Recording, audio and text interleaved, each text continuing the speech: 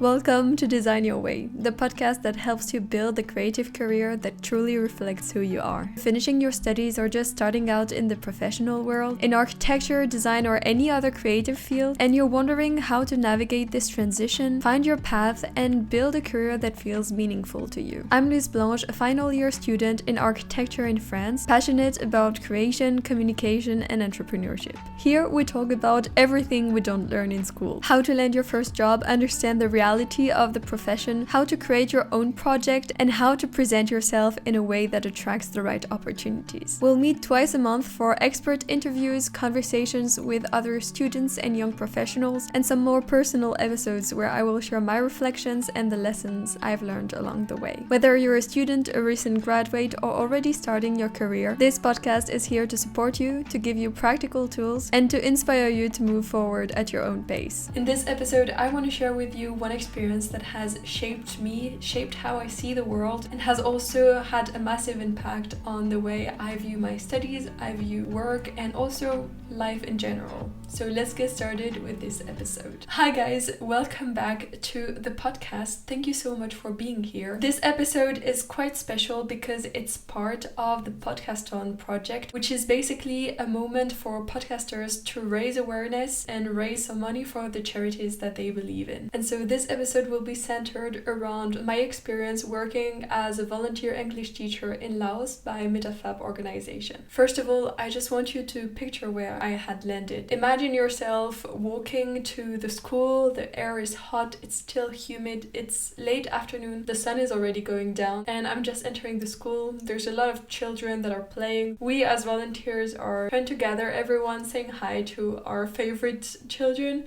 and then going on to the classroom to be able to teach for 2 hours. And this is their time after school where they get to learn English without having to pay anything. And the impact of this classroom has been pretty massive on myself. So why did I end up in a school in a small village in the middle of Laos? Well, I had just finished my bachelor's degree in architecture in France and in Germany, and I really felt like I needed a break. Architecture studies can be very demanding. You're just stuck in this hustle mode and you're just working all the time. And in school, you really learn that you have to go outside and see the world and discover new people, new cultures, new everything. But really you don't have time for it because you have to work on your projects and you're just stuck in this constant rhythm. And so as a final year, I decided to go for a travel. I was very privileged to be able to take a gap year and use some money to travel. And so I took a backpack and went to Southeast Asia. Why did I go to Southeast Asia? First of all, because of practical reasons. It's pretty cheap, it's pretty easy to go there, it's pretty safe, and also in a more cultural approach, it felt like one of the cultures which was most different from what I knew in terms of heritage, of history, but also in terms of climate and geography. It's things that we would never be able to see in Europe, and also because the society works differently, and I felt like that's what I understood the least. And so I wanted to really step out of my comfort zone and go see something that was very different, and also confront myself to the real inequalities in the world. Because I'm a French person, I've lived in a privileged country, in a privileged family, in big cities, and I know that there's another part of the world, but when we don't see it, it doesn't exist. And so I decided to go and see it. And yes, I really wanted to go to Southeast Asia and backpack and, have some fun. But I didn't want to dive into the trap of just exploiting the local communities, which is one of the really bad impacts of tourism in those countries. And I wanted to, make a little difference at my small scale and try to bring something that was not only money. And I had been teaching French and English already. just to get some money in by doing a few private classes for children back in France and in Germany.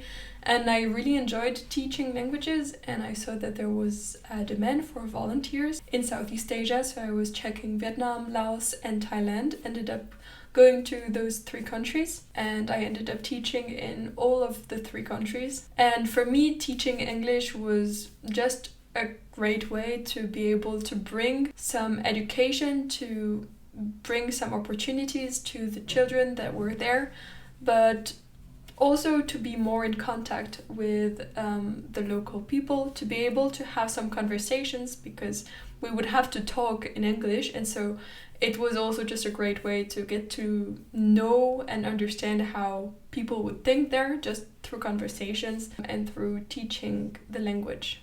And so I arrived, first of all, in north of Vietnam, did a first volunteering experience, and then I arrived in Laos, in Vang Vieng, by Mittaphap, and I started volunteering for them. I actually ended up volunteering for 3 weeks, and what they're doing is providing free English classes for the children of the nearby villages. And so these classes happen after their day at school. Basically, they don't really have any childcare or anything, so they're usually just left to themselves. But through this organization, then they get 2 hours more of free classes pretty much after school. And so they get to learn English, which is otherwise very complicated. If you're in a small village, you can't really learn it. And also learn in contact with people who are speaking it. So it makes it, first of all, way more efficient, because you have people that actually know how to speak the language, but also to be confronted to other people and understand the value of learning English because of the communication that you could get. Vang Vieng is actually quite a special place, because you have this very flat valley, and then you have some mountains with the jungle. And where we were was just small villages that are in this flat area, and you get all the mountains surrounding, and so it's just beautiful, especially during sunset. And it looks pretty crazy. It gets quite hot and quite humid. We were also there when the rice was already ready and they were cutting it. So it was a very pretty setting, but the reality behind it is that those villages are actually very poor and the children don't have much opportunities. The school is just 2 walls and a roof. You don't even have some windows really. There's no AC, you only have a fan, but there's also a lot of electricity shortages. So some days we had to cut down the classes because there was no electricity, and when the night was going down, then pretty much we had to cancel class because we couldn't see anything.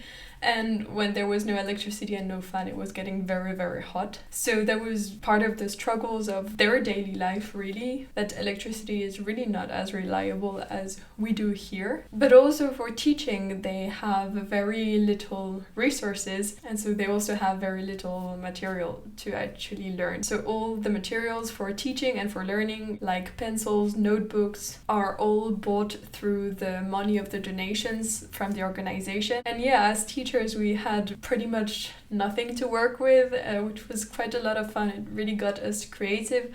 I was personally hand drawing and handwriting every single exercise sheet that I was giving them. So I would just make one and then we could copy it. We had one printer, which is quite a little luxury, and really tried to teach more through exchanges and through repetition and creating curiosity and laughter, and it was really fun. It was pretty hard to teach because of the language barrier and having to explain some concepts from zero, because the Latin alphabet is not their alphabet, so they first have to learn the Latin alphabet, and so they're also not really used to writing with the Latin letters. So that's how you really can feel that inequalities really start earlier than we imagine. It's also starting with what you have to be able to study, how your school looks like. Are you even able to attend the classes, or do you have to work in the fields with your parents? Like, those are questions that we in the Western world don't really have anymore. It used to be back in the day, but for a normal household now it's just not a question.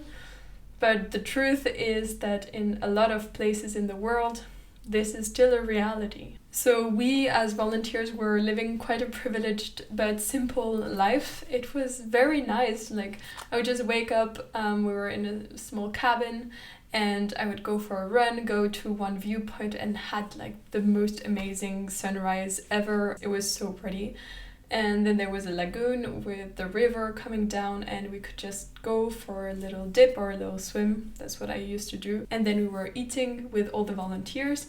That was really nice because there was a sense of communities, because we were quite a lot of volunteers, so you could also just make friends and spend a good time with them. And after that we would do some chores or work on some stuff for the organization. Then we had lunch, and after lunch was pretty much free time. We would usually go to the lagoon because at that time it was pretty hot, and just spending some time with the other volunteer and preparing the lessons. And after that we would dress up and go to school and teach our 2 hours of classes and come back for dinner, and then sleeping pretty early. I think we slept at like 9:30 every single night. It was just very simple. It was a simple way of life. It was also just a simple classroom, really, with only a floor, 2 walls and a roof. But that's where you could really feel what was meaningful and what was not. This experience has really changed how I view my time and my efforts, because the point of volunteering was not, as we usually do, to work in exchange for money, because I was not getting paid, but it was to work for purpose, for having the feeling that you were being part of something that could make a change. It was also interesting because those children don't remember me. I was just part of this organization that allows them, because they're always bringing on new volunteers, to have this consistent English class. And so, yes, it's not always the same teacher, but the most important is that they're learning and they're in contact with the people. And it's really taught me that, it doesn't matter if you're remembered or not, but what matters is what you've achieved or what you've done, and that your impact can actually just be quiet or invisible. It doesn't matter. And also, it's shown me the importance of education. I've always been pretty interested in this topic, but being really put in front of all those questions of the inequalities and understanding what education could mean in terms of opportunities for the children there was also very humbling, but also very interesting. So Mittaphap is actually a local organization that is by Lao people and working for Lao people, and is providing those free English lessons. And their goal is to serve the children from the nearby villages. And so they're working with some volunteers that are coming, and also with some donations that are coming from other people who are sensitive to this cause, because with every donation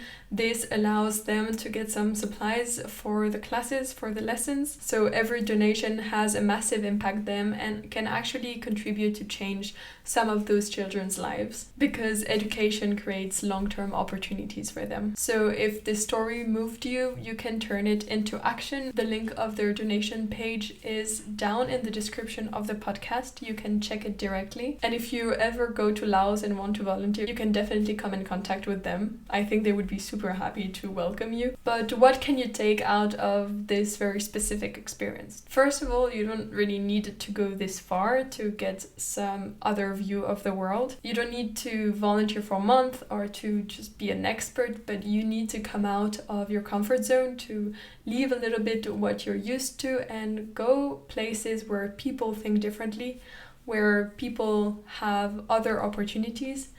And confronting yourself and starting a conversation with them just makes a big difference. But also just observing around you, we all have our privileges and some other people around us don't. And by being conscious of it, then you're able to understand the world a little bit better. So just start where you are, use your skills. The little skills that you have can be really useful and contribute to someone else's happiness or opportunities. And try to travel a little bit more consciously and keep in mind what the real impact of your travel is. And overall, just asking yourself, what is the impact that you want to have on the world? And then taking action that is aligned with this. I know that in a few hours, the children from Mittaphap will actually leave school, with a little bit more knowledge about English and maybe a little broader view of the world. So I'm happy to know that it's keeping on evolving, that more and more children are getting some education, and that through donations and through actions, we are actually able to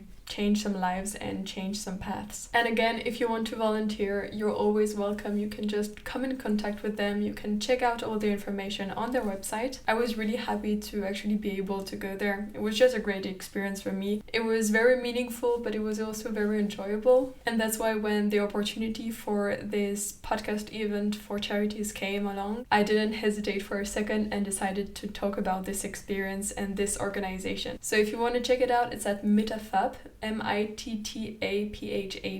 Thank you so much for listening to this a little bit different episode. I'll see you in 2 weeks for the next episode. Bye!